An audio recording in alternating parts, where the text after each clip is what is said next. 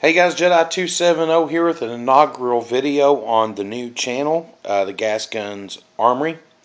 And according to like YouTube user names and so forth, it's GAS Armory. I believe I named that right. I'm not sure because it was just created today. What you see on the table here is just a small spare parts kit that I have laid out for you. There are other spare parts in the shop. These are just ones that I use the most and keep with me. A lot of the times I'll keep my BCGs, which is a bolt carrier group. From here on out, we'll refer to that as a BCG. I keep those from all of my gas guns in here when they're not in use. That way I can lube them up and keep them clean and maintained, and they're not sitting in the system gathering dust or dirt, and it just keeps them a lot cleaner. You can choose to do this if you want. You can go just about any firearm store and find all kinds of armor or bags and some sort of thing that will allow you to keep everything organized. And that's one of the first things that you really need to think about is organization.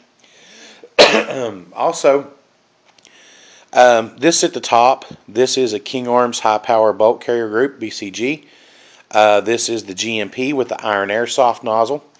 And the bottom one here is the KWA LM4 BCG.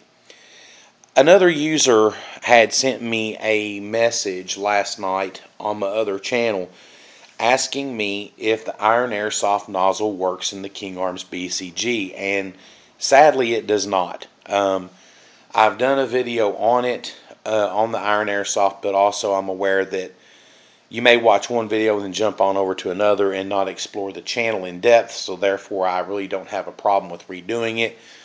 It seemed like a good inaugural video to do. So what we're going to cover here is we're going to look at a lot of different things on these three popular GBBRs.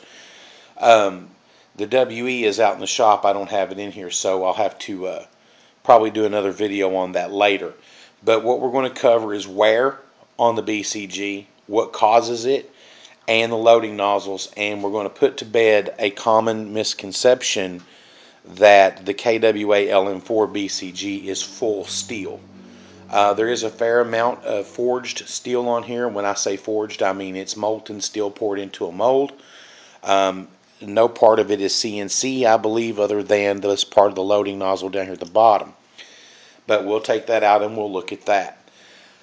Some of the things that I have here in my ready kits, what I call it, this is an element nozzle that's on standby for the simple fact that the King Arms nozzle to begin with is a very fragile nozzle. I have not changed it out with the GMP yet or with an element, but I just keep this one on hand. We have the King Arms bolt catch kit with the steel bolt catch. We have the element anti-rotational pins. We have the Challenge Kit Sear. We have the Challenge Kit Hammer. Actually, no, I'm sorry. This is an SHS hammer. And then over here in this bag, we have the some of the Challenge Kit parts, hammer, and so forth. Those will be getting shipped out to a YouTube user, Zachary21, this week in a trade that we worked out with my Challenge Kit, because I will be building another one soon to replace it. Here you have an element barrel extension, which is basically a feed ramp that goes at the very front of your upper receiver on your MBK, which is metal body kit. You have the Challenge Kit hammer, and of course here we have an SHS steel trigger. I call that a hammer. That's a trigger. And then right here we have an SHS steel trigger. This is the property of another user, so therefore I have to keep it. You have a 150% hammer spring, and then you have hammer bushing bearings and pin set, and then we get into the element buffer lock, which is steel. Now guys, if you have a GMP Challenge Kit, first and foremost, before you put a real steel buffer in that gun, you need to make sure that this is changed out to steel, because it will damage your gun. Another thing about the KWA LM4, I do have that gun here with me right now, and I can probably show that in this video at some point, but a lot of people believe that every part of a KWA's lower internals are steel, and that just simply isn't true, because the buffer lock is zinc. You have steel selectors, hammer locks, another hammer spring, and vice versa. Now let's just get on to what we were talking about with this video to begin with. Okay, first up is the king arms. If you'll look very closely, if I can get this to zoom in, you'll see that the edges are like at a 45-degree angle. That was done by me with a light piece of sandpaper, and the reason is because king arms and everybody out there will tell you not to load that magazine to its full capacity, because it will chip off to one side or the other, but if you sand it down lightly, it will make it last a little bit longer. Now if we look at the bottom of the BCG, you'll notice wear right here. This is where it's rolling across the hammer, and right back here is where it's rubbing against the bottom of the buffer tube as it makes its entry into the back of the buffer tube. And then right here you'll have your bolt catch where things are coming in. And a good way to tell where your gun is going to fail is after you put a couple of 100 rounds through it, pull your BCG out and take a good hard look at it, and it will tell you exactly where it's wearing. And some of this is manufacturing. Some molds are not 100% perfect, and this is proof positive, because you'll notice that the wear is not continual all the way across the length of the boat. It may rub here and not on this side or this side, or it may wear even on both sides, on the back and the front, and this is simply because of the way it is running through the system if it rocks back and forth. Okay, so that's telltale there. Now this is the GMP BCG, and if you'll notice its wear on the bottom, this is mainly because there was no roller bearing in this gun at the point that it was being used, and it was rubbing just across the top of the hammer. This also shows you there's not equal wear on both sides from front to back, and you can see your bolt catch wear right here. And like I said, this is indicative of where it may fail on you. This is where it's not making a full and level travel, and it's rubbing the bottom of the buffer tube. Now here's the thing. The Iron Airsoft nozzle, when I picked this one up, was about $50. It's a good quality nozzle, but the problem with this is it runs very well in the GMP WOCs. It doesn't work worth crap in the King Arms, simply because this piece that we looked at here, let me find it, see where I put it. Okay, your barrel extension and your feed ramp. Now on the King Arms, this piece is molded into your upper receiver, so it's not removable like it is with the WOC or the Western Arms system. This is the old Magna system, and this feed ramp from the back to the front is deeper than this one is on the King Arms. So in essence, when your loading nozzle and the very bottom of it comes forward, it grabs the BB and it should roll it up the ramp. Instead, in this case, it shoves it underneath the hop-up rubber and jams it up. So the answer to this is the internal part right here on the front where your gas comes out. Okay, that right there, you can take a Dremel and you can eat that down just a little bit at a time, because this will should not make contact with the BB whatsoever in any part of that cycle. But it does because of the depth of that feed ramp. Okay, and I just continually wore it down and wore it down and wore it down, and it still makes contact because of the depth of that feed ramp. So instead of ruining this and taking it down to next to nothing, I just simply gave up on it. Another question I get is, okay, Jedi, if that's the issue, why can't you just simply change it, the loading ramp and the inner barrel and everything, to a Western Arms system, since the King Arms is Western Arms? Well, that's actually not true, because it is a marriage between Magna and Western Arms. It's neither 100% of one or the other. And that being said, the upper receiver of the King Arms and the upper receiver of the GMP, no matter what MBK you go with, the metal body kit, the pins that connect the two receivers together are different sized, so they will not fit together. So King Arms really made a fatal mistake, in my opinion, with this gun because of that. And I think that's something, if they want to remain a top player in the gas gun world, is they're going to have to address that. They're going to have to get rid of that molded in feed ramp and go a complete clone of Western Arms or a complete clone of Magna and just call it good. But it's not a good marriage, and it's one that's calling and screaming for divorce. Okay, down here you have the KWA LM4 BCG. This has a very nice loading nozzle on it, but you know, everybody believes that the KWA LM4 is full steel, and this just is not the case.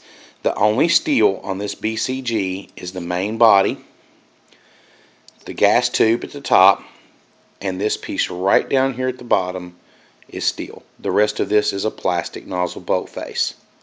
Does this hurt it? No.